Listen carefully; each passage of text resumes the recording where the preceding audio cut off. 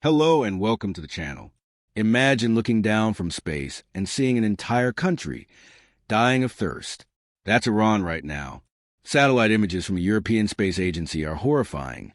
The Lachin Dam, the lifeline for 15 million people in Tehran, has shrunk to a cracked, sun-bleached bathtub with just 9% of its water left. The Amir Kabir Dam, 8%. The Ardak Dam feeding the holy city of Mashhad, 3%. Lake Urmia, once the largest saltwater lake in the Middle East and a UNESCO biosphere reserve, is now a toxic salt desert with abandoned ships rusting in the dust like dinosaur bones. And the worst part? The rainy season started 2 months ago, and almost nothing has fallen. 20 provinces, bone dry since the end of September. In Tehran, mosques are packed not for Friday prayers alone, but for special istisqa ceremonies. Hundreds of worshippers on their knees begging Allah for rain that simply isn't coming. President Masoud Pezeshkian went on national television and said the unthinkable. If the skies stay closed past December, water will be rationed, and if it still doesn't rain, people may have to evacuate the capital. Evacuate 15 million souls. Think about that for a second. The leader of a proud, ancient nation publicly admitting that the taps in his own capital could run completely dry. Experts call it water bankruptcy.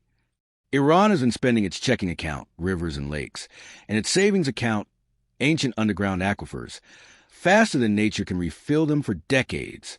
90% of the country's water goes to agriculture, growing thirsty crops like rice and pistachios in the middle of deserts, all in the name of food self-sufficiency after Western sanctions.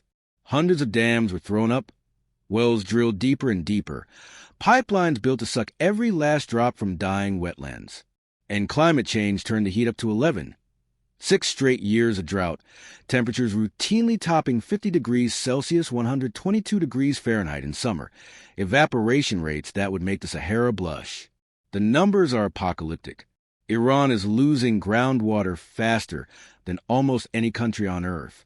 Some aquifers have dropped more than 60 meters in 20 years. Tehran itself is literally sinking, up to 25 centimeters a year in places, because the earth beneath it is collapsing without water to hold it up.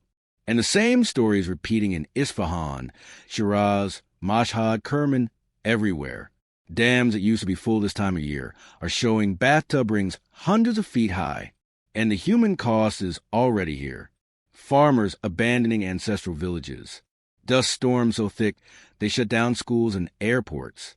Children in rural areas walking miles for a single bucket of brown water. In the cities, pressure drops so low that upper floors go days without a drop. Conspiracy theories are exploding. People swearing the Israelis or Americans are stealing Iran's clouds. The government tried cloud seeding, flying planes to shoot silver iodide into the sky. But scientists say it's like spitting into a forest fire. This isn't a disaster movie trailer. This is happening right now, in real time, to 90 million people. The truly terrifying part?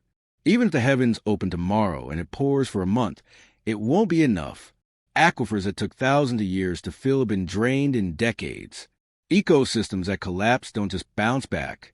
Lake Urmia is already too salty for anything to live in it. Flamingos that used to turn the lake pink every spring? Gone. The fish, the reeds, the tourism, the whole food chain, dead. And Tehran can't just be evacuated. Where would 15 million people go? The rest of the country is drying up too. This isn't like telling people to leave New Orleans before a hurricane. There is no somewhere else with water. Iran's crisis is the most visible from space, but it's a warning written in giant letters for the entire planet. Over-extraction plus bad policy plus climate change equals a slow-motion catastrophe that no wall, no sanction, no prayer alone can fix. So while the world argues about politics and pipelines, a nation of poets, scientists, and ancient gardens is staring into an empty glass, praying for rain that may never come. Drop a prayer hand in the comments if this one hit you in the chest. Hit like if you didn't realize it was already this bad. And subscribe, because stories like this, the ones we can actually see from orbit, are the ones we can't afford to ignore. I'll see you in the next one. Stay hydrated, seriously.